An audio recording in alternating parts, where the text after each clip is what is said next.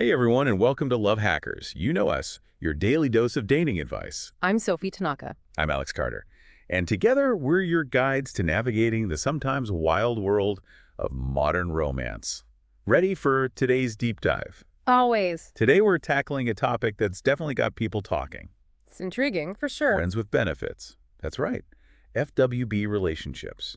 We've got some really insightful advice on how to not only find these relationships, but make sure they're successful too. We found some really interesting stuff, like why dates are actually a popular activity even in FWBs. Really?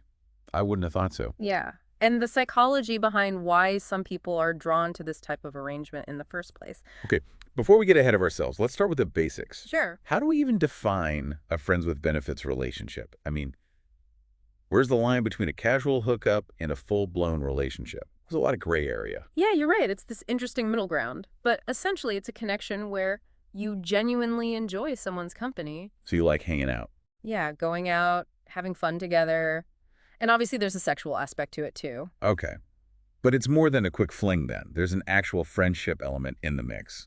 Definitely. And that friendship is key. It's what really makes it different from hooking up. You're not bound by the traditional rules of exclusivity or constant communication. It's all about choosing to connect with someone you enjoy on multiple levels, with the understanding that it's not going to become a serious commitment. Makes sense. Okay, so where do you even start looking for potential FWBs? Is it all about those late-night encounters at the bar? Well, bars and clubs are still an option. But what we found is that the digital age has really changed the game. Online. Yeah. Hookup apps can be a surprisingly effective way to find people who are looking for the same thing. I guess it makes sense. You can be pretty upfront about your intentions right from the start. Exactly. One platform that came up was Adult Friend Finder. It's actually been around for ages, since the early 2000s. Wow. Like the original hookup app. Right. And it's got a huge global user base, which I think says a lot about its success rate. Yeah, it stood the test of time, for sure. Yeah. So you're saying if you're looking for casual connections, It's designed specifically for that. you're not wasting time sifting through profiles of people looking for something serious. Exactly. Then there's Ashley Madison. Isn't that just for married people looking for affairs? That's the stereotype. But it's not just for that. Really? It's also open to singles looking for casual connections. And they really focus on privacy and anonymity. So it's appealing if you want to keep that part of your life separate. Interesting. Okay, so online seems to be the way to go. But even on an app where everyone's looking for something casual, You're right. can't you still end up in an awkward situation? Misinterpreting signals and all that? Definitely. That's why being upfront about what you want from the beginning is so important. You don't want to lead someone on or end up in the friend zone. It's about respecting everyone's time. Okay, so you need to be direct. But how do you strike that balance between saying you want a casual arrangement and not coming across as insensitive? It's about clear communication, but also respectful communication. You can just say that you're looking for something fun and casual right now, Yeah. and that you're not in the headspace for a serious relationship. Simple and honest. Right. But what about the risk of scaring someone off by being too blunt about not wanting a relationship? That's where being genuine comes in. Show them that you're genuinely interested in them as a person. You're not trying to manipulate anyone, just being transparent, saying, hey, I think you're great. I'd love to spend time with you, but this is what I'm looking for right now. So honesty, but also making it clear you value them as a person. Exactly. And remember, not everyone wants the same thing. Some people are actively looking for FWB arrangements. Others might be hesitant. You want to find someone who's on the same page as you. Now, this might sound a bit counterintuitive, but the advice we found actually cautions against acting like the stereotypical nice guy when pursuing an FWB situation. It does seem a bit strange. Right. But they talked about how people, especially women, Yeah, subconsciously pick up on certain behaviors and adjust their own accordingly. it's true. So if a guy is being super attentive, buying gifts, making romantic gestures, a woman might start reciprocating those feelings. Like she's his girlfriend. Yeah. And even though those actions might come from a good place, if your goal is a casual arrangement, it can backfire. Creates mixed signals. Yeah, and potentially lead to hurt feelings later on. Definitely. So basically, being too boyfriend-like can actually sabotage your chances of establishing a successful FWB relationship. Pretty much. The advice is be upfront about wanting something casual, Right. but combine that with genuine interest. That way, you signal that you're comfortable with this type of arrangement. and you're respecting their boundaries. Honesty and confidence. Yeah. Got it. But what about the other side of the coin? Why would someone agree to an FWB arrangement in the first place? It's not like you're offering a traditional relationship with all the perks. That's a really good point. And the advice actually delves into this. It's not about convincing someone. It's about demonstrating what you bring to the table. Like what makes you a great FWB partner? Exactly. You need to create a fun, exciting, and fulfilling experience. You're essentially competing with those who offer the whole romantic package. The dates, the grand gestures, the potential for a future together. Yeah. You need to showcase what makes you unique and appealing. Okay, so how do you compete with all that? The source uses a pretty extreme example. They talk about Dan Bilzerian, the Instagram playboy who whisks women away on lavish vacations. That's definitely not realistic for most people. Not at all. But the point is, you need to figure out what your strengths are and leverage those. Are you amazing in bed? Are you a fantastic listener? Are you spontaneous and adventurous? Highlight what makes you a great companion. When why spending time with you, even casually, is a valuable experience. Exactly. They also suggest considering bisexual women for FWB arrangements. Right. Because you could introduce them to other bisexual women. Expanding their social circle. Yeah. It's about offering something valuable. That goes beyond just the one-on-one dynamic. So creating a sense of community and connection, not just focusing on the individual relationship. Precisely. Now, before we move on to the dynamics of maintaining an FWB relationship, we need to talk about something important. The psychological aspect. Good point. Because even though it's casual, there's still emotions involved. Absolutely. The advice actually cautions against FWB relationships for people who are struggling with things like anxiety, depression, or past trauma. That makes sense. Because the lack of clear boundaries and the potential for emotional complexity can actually make those vulnerabilities worse. It's like adding fuel to the fire. Right. So self-awareness is key. You need to understand your own emotional needs before even considering this type of arrangement. Great advice. It's a good reminder that FWBs aren't for everyone. Okay, so let's say you found someone who's on the same page, you've made your intentions clear, and you're both ready to give this FWB thing a shot. How do you make it work? And avoid all the potential pitfalls? That's where it gets really interesting. Stick with us for part 2 as we uncover the secrets to maintaining a successful FWB relationship. We'll be right back after the break. Welcome back, everyone. We're jumping right back into Friends with Benefits, exploring the do's and don'ts of making this type of arrangement actually work. You know, FWB relationships really challenge the traditional ideas of what a relationship should be. Yeah, for sure. It's like we're redefining intimacy and connection, a real social It experiment. definitely throws all those old school dating rules out the window. Makes you wonder, What do you mean? with FWBs becoming more and more popular, are we moving away from traditional relationships altogether? That's the big question. Sociologists are really debating this right now. Some believe it reflects a bigger cultural shift towards more individual and flexible approaches to relationships. That's all. I mean, think about it. We Yeah. have so many choices now in every aspect of our lives. What we eat, what we watch, who we connect with online. It's not surprising that this is impacting how we approach love and intimacy, too. So we're treating relationships like another consumer choice. We want options, freedom, and the ability to customize our experience. It's a fascinating parallel, and some see it as a bad thing, like we're becoming afraid of commitment or vulnerability. Yeah. But others see it as a natural evolution, like we're adapting to modern life and creating new models that actually fit our needs better.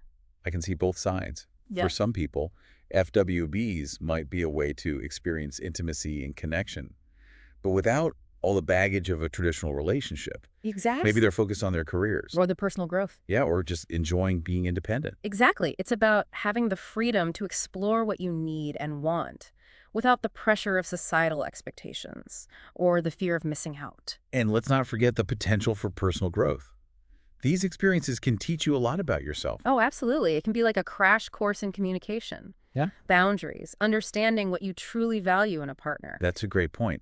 So even though it's casual, There's still a need for emotional intelligence. yeah, you need to be able to read social cues Manage your own and emotions. be sensitive to your partner's feelings. Exactly. Because even though you're not aiming for commitment, feelings can still get hurt. It's like a balancing act between connection and detachment. You said it. That's why setting clear boundaries and expectations right from the start is so important, so you're both on the same page. Knowing the rules of the game and minimizing the potential for miscommunication or hurt feelings down the line. So boundaries are key. Absolutely. But even with the best intentions and clear communication, You're right. some people still have a negative view of FWBs. Definitely. There's definitely still a stigma. Some people argue that it's exploitative or that it's just going to lead to heartbreak and emotional baggage. And there's the argument that it's just a way to avoid putting in the real work. To build a meaningful, lasting relationship. Yeah, like choosing the easy way out. It's a complicated issue, and there's no simple answer, ultimately. It comes down to individual choices, values, and what each person wants from their relationships. True. It's not for us to judge. But I think it's important to acknowledge that not all FWB relationships are the same. You're right. Some are going to be more successful than others. Absolutely. And a lot of that depends on the dynamic between the two people.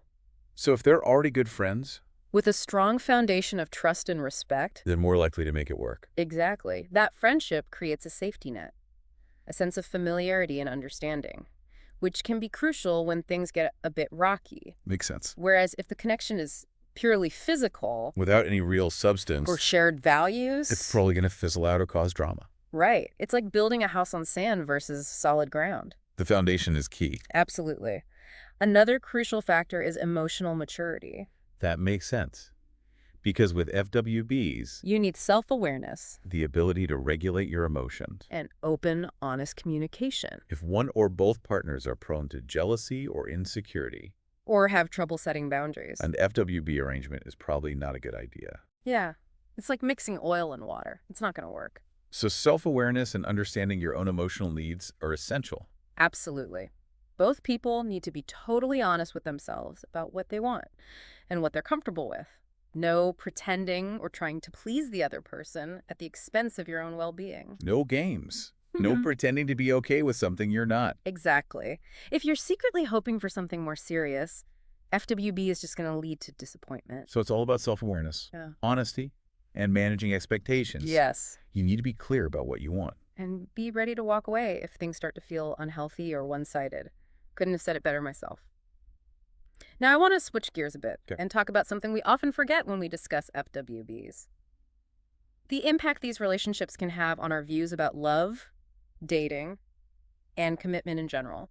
Interesting. So you're saying that if we're always exposed to this idea of casual, no strings attached intimacy, Yeah. does it make it harder to believe in or even want a committed monogamous relationship? It's a valid concern. Some psychologists think the rise of FWBs might be contributing to a culture of emotional avoidance, where people are afraid of vulnerability and the hard work of building a lasting connection. Like we're prioritizing convenience and instant gratification over genuine connection. And becoming desensitized to intimacy in the process. That's a scary thought. It's a trend we need to pay attention to. It raises questions about how we can build healthy, fulfilling relationships. In a world where commitment seems less and less important, Exactly. because deep down, We all crave connection. we want intimacy, belonging, the feeling of being loved and cherished. And while FWBs can offer temporary fulfillment, Right. they might not satisfy those deeper needs for a truly meaningful and lasting partnership. So even though exploring different relationship models can be great, And liberating. we can't lose sight of what truly brings us joy and fulfillment. Exactly. And remember, relationships are always evolving. What works for us at one point in our lives might not work later on. It's about being adaptable, staying open to new possibilities, and always putting our own well-being and happiness first. Great insights. I think Yeah. we've given our listeners a lot to think about regarding FWBs Yeah. and how they fit into the bigger picture of modern relationships. Absolutely. We've explored the good, Yeah, the okay. bad, and the implications of this growing trend. But before we wrap up our deep dive, I want to leave you with some practical tips for navigating FWB relationships in a way that minimizes drama and maximizes enjoyment. Sounds good. Yeah. Let's move on to part 3 and get those nuggets of wisdom. We're back for the final part of our deep dive into Friends with Benefits, and we've saved the best for last. We have. It's time to get practical. That's right. We've talked about the what, why, the how of finding FWBs. But now... Now for the how-to. Exactly. Actionable tips to make sure things run smoothly. Okay, Sophie, hit us with those golden rules. What are the secrets to making an FWB situation work? Well, rule number 1, and this is something we've mentioned before, but it's worth repeating. Yeah. Communication is key. And not just at the beginning. When you're setting those initial intentions. So it's not just a one-time conversation. No, not at all. It needs to be ongoing. Yeah. Throughout the entire arrangement. Like regular check-ins? Exactly. Make sure you're both still feeling good about it, that your needs are being met. So no sweeping things under the rug or hoping for the best? No way. You need to address any concerns or changes in feelings as they come up. That's how you prevent misunderstandings, resentment, all that unnecessary drama. Keep things out in the open. Exactly. Stay aligned and make sure the arrangement is still benefiting both of you. Okay, communication is crucial. What else should we keep in mind? Boundaries. We've talked about this, but I can't stress it enough. Clear boundaries are the foundation of any successful FWB relationship. Because without them, things get messy. yeah, big time. And remember, boundaries aren't just about what you're not willing to do. They're also about what you are comfortable with. Be upfront about your expectations, your limits, what you're hoping to gain from this connection. So know yourself. Yeah. Know what you're okay with and what you absolutely don't want. Exactly. And those boundaries, they're not set in stone. They can change. What feels right at the beginning might not feel right later on as you get to know each other better, or if your circumstances change. So be open to adjusting things as you go. Exactly. Maybe cuddling after sex was a no-go at first, but now it feels natural. Or maybe you were okay introducing your FWB to your friends. But now it feels like you're crossing a line. Right. So just keep talking to each other. Make sure you're both still on the same page. Exactly. Okay, another one. And this might seem obvious, but choose your FWB wisely. So we've talked about being on the same page about what you want, Right. but what else should we be considering? Look beyond just the physical attraction or the convenience. Think about their character, their values. Do you actually connect with them on a personal level? Could you see yourself hanging out with them even if sex wasn't part of the equation? So you're saying there needs to be an actual friendship there. Exactly, because remember, it's friends with benefits, not just benefits with a side of acquaintance. That friendship is the foundation. And a strong foundation makes all the difference. Okay, last but not least, and this is probably the most important piece of advice. Be realistic About the whole thing. FWB relationships, they're often temporary. People change. Feelings evolve. Life happens. So don't go into it expecting it to last forever. Or thinking it's going to magically turn into a serious relationship. Right. Just be present. Enjoy the connection for what it is, and be prepared to adapt if things change. Enjoy the journey without getting too attached to the destination. Precisely. And above all, be kind to yourself and your FWB partner. If things end them with maturity and respect. You might not stay best friends, but you can part ways amicably, remembering the good times. Great advice, Sophie. I think we've given our listeners a lot to think about. Approaching FWB relationships with the right mindset. Understanding the potential risks. Definitely. So as we wrap up our deep dive into this fascinating and often misunderstood part of modern dating, Yeah. remember there's no one right way to do relationships. Whether it's FWBs, traditional dating, Yeah, or something completely different. What matters is being true to yourself, absolutely. making choices that align with your values and desires. Well said. And on that note, I think it's time to wrap up this episode of Love Hackers. Sounds good. We've covered a lot of ground. From finding potential FWB partners, To navigating the emotional ups and downs. the do's and don'ts. Hopefully it's given you some food for thought. Absolutely. And the tools to approach this dynamic with confidence and clarity. So until next time, this has been Sophie Tanaka, And Alex Carter. your Love Hackers. Signing off. Don't forget to like. Subscribe and Yeah. share Love Hackers with anyone who might be curious about the crazy world of modern dating. See you in the next episode.